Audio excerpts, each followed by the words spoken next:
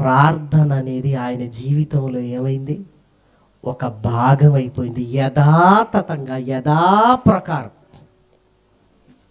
ఎవరు ఆయనకు గుర్తు చేయవలసిన అవసరత లేదు.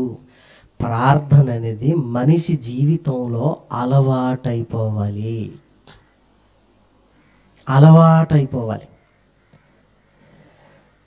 తాగుబోతుడు మాన్రా అంటే అలవాటైపోయింది బ్రదర్ అంటారు చూరా. ప్రార్థన అలా అలవాటు కావాలి మనకి.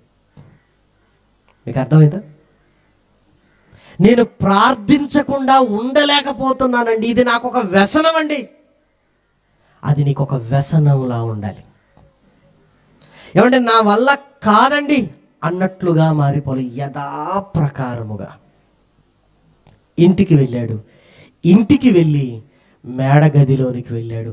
అంటే ఇంట్లో ప్రార్థనకంటూ ఒక స్థలాన్ని దానియేలు గారు నిర్ణయించుకున్నాడు. ఏమంటే వాక్యము వినగానే వెంటనే దాన్ని ఆచరణలోనికి పెట్టుకునే స్థితి రాగలిగితే దేవుడు చాలా సంతోషిస్తాడు.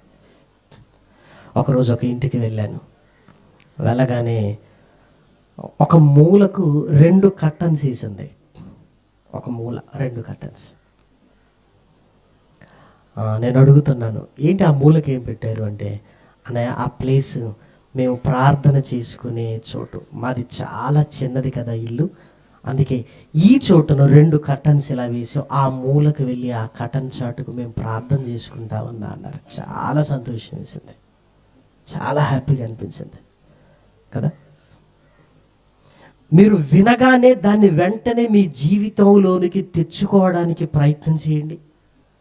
ఫలితాలు మిమ్మల్ని వెతుక్కుంటూ మీ కాళ్ళ దగ్గరకు వస్తాయి. నిజంగా దానియేలు గారు ఒక గదిని పెట్టుకున్నాడు. ఆ గదిలో ఏంటంటే, ఈరోజు ఇదిగో ముమ్మారు యథాప్రకారంగా నా తండ్రికి నేను మొరపెట్టుకోవాలి. ఇక ఆ గదిలోనికి వెళుతున్నాడు. కిటికీలు తీస్తున్నాడు. యెరూషలేము వైపుకు మోకరిస్తున్నాడు. ఏమంటే సాధ్యమైనంత వరకు ప్రార్థన అనగానే విధేయతతో చేయాల్సింది ప్రేమన వారలారా. అంటే మోకరించడానికి ప్రయత్నము చేస్తూ ఉండాలి ప్రేమన వారలారా. అసలు యవనస్తులకు ఎగ్జెప్షన్ లేనే లేదు. ఎందుకంటే ఇప్పుడు మోకరించకపోతే తర్వాత మోకరించే ప్రసక్తి లేదు.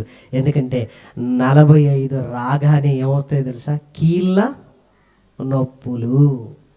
అందులో అందుకే మన పిల్లల్ని, మన యవన కాలంలో ఉంటున్న పిల్లల్ని ఎప్పుడూ ప్రోత్సహిస్తుండాలి. ప్రార్థన అనగానే మోకరించాలిరా. దానియేలు మోకరిస్తున్నాడు. మోకరించి దేవుణ్ణి స్తుతిస్తున్నాడు. ప్రేమన వారలారా, ప్రార్థనలో ఎప్పుడు కూడా మొదటి భాగం ఆయనను స్తుతించాలి.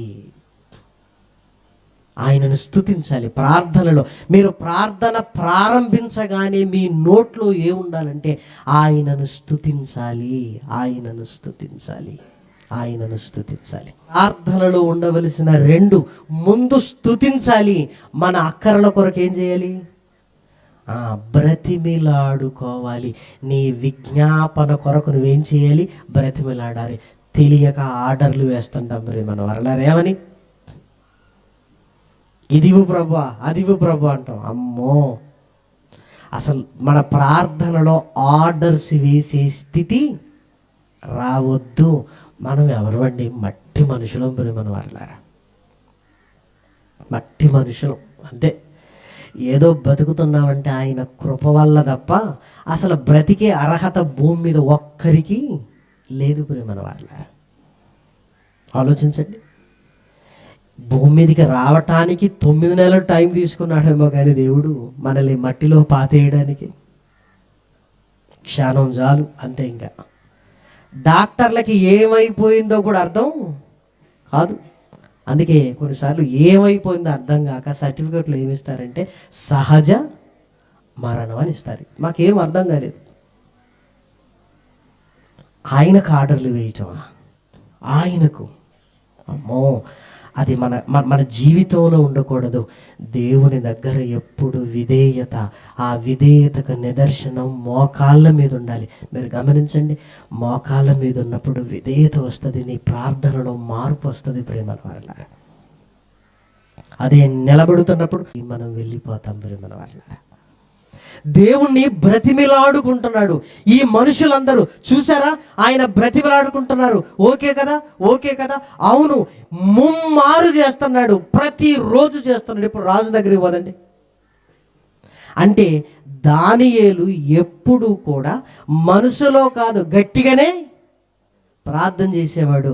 అంటే మనం గమనించాల్సింది ఏంటంటే, ప్రార్థన ఎప్పుడు మనసులో చేయకూడదు. ప్రియమైన వారలారా, గదిలోనికి వెళ్ళి ఏం చేయాలి? గట్టిగా చేయాలి. కాబట్టి ఎప్పుడైతే నీ పెదాలతో గట్టిగా ప్రార్థన చేస్తున్నావో నీ బాధ తగ్గుతుంది. దేవుడు నా మాటలు వెంటన్నాడు అన్న ఆ ఆలోచన నీలో బలపడుతుంది. ఏదో మనసులో చేసుకుంటే తృప్తిగా ఉండదు ప్రేమల వాళ్ళారా. అందుకే ఇదిగో, ఇల్లున్న వాళ్ళు మూలకు కర్టన్ చేయండి, ఇల్లు కట్టుకునేవారు ఏం చేయండి? ప్రార్థన గదిని కట్టుకోవాలి. ఎందుకు? తినడానికి ఒక ప్లేస్ ఉంది, పడుకోవడానికి ఒక ప్లేస్ ఉంది, కూర్చోవడానికి ప్లేస్ ఉంది, అంట్లు తోవడానికి ప్లేస్ ఉంది. కానీ చేతులు జోడించి ప్రార్థన చేయడానికి మన ఇంట్లో ప్లేస్ లేదు. ప్రార్థనకు చోటు లేదు అన్నప్పుడు కష్టాలు ఇంట్లోనే తిష్ట వేసుకొని ఉంటాయి. ప్రేమల వాళ్ళ తిష్ట వేసుకొని ఉంటాయి, అందులో అనుమానం ఏమీ లేదు. నువ్వు ధైర్యాన్ని కోల్పోతావు అంతే. ప్రతిరోజు నా దేవుడికి నేను చెప్పేశానులే అన్న ధైర్యం నీకు ఉండదు. అందుకే చూడండి, ఇంట్లో అందరూ ఉన్నప్పుడు గట్టిగా ప్రార్థన చేయలేని పరిస్థితి ప్రేమల వాళ్ళారా. అందుకే ఒక్కరోజైనా అందరూ వెళ్ళిపోండి, ఒరే నేను ప్రార్థన చేసుకుంటాను, ఒక 10 నిమిషాలు నన్ను వదిలేయండి అని చెప్పుకుందాం. నష్టం ఏముంది? చెప్పండి. లేదు, దేవుడు కృప చూపించాడు. ఒక చిన్నదైనా నువ్వు మాత్రమే పట్టగలిగేంత అయినా ఉండాలి. లోపలికి వెళితే ఇదిగో నీ మోకాళ్ళు అక్కడ దిగబడి ఉండాలి. ప్రేమన వాళ్ళారా, ఇదిగో ఇక్కడే నేను ప్రార్థన చేసే చోటు. అందుకే భక్తుల జీవితాలను మీరు చూడగలిగితే వాళ్ళు ఏమండి డబ్బుతో సేవ చేయలేదు. ప్రేమన వాళ్ళారా, దీంతో సేవ చేశారు. మోకాళ్ళ మీదుండి చేతులు జోడించి పరిచర్యలో ముందుకు వెళ్ళారు. రోజు ఒక ఉదయకాలము తెల్లవారుజామున మాటికి కాల్ వస్తుంది. ఏంటని లిఫ్ట్ చేశాను. అనయ్య, మీకు తెలుసు కదా, మా నాన్నగారికి ఈరోజు హార్ట్ ఆపరేషన్. అంతకుముందు ప్రార్థనలో జ్ఞాపకం చేసుకోండి అన్నని చేసేవాడు, కానీ ఆ రోజు ఏంటి? ఆపరేషన్. అన్న దయచేసి ప్రార్థనలో ఉండగలరా? మేమందరం ఇక్కడ ప్రార్థనలో ఉన్నాం. ఓకే అంటే సమయం దగ్గర పడుతున్నప్పుడు మన ప్రార్థనను ఏం చేయాలి? తీవ్రం చేయాలి. ప్రార్థన వల్ల ప్రతిదీ జరుగుతుంది. ప్రార్థన చాలా శక్తివంతమైనది.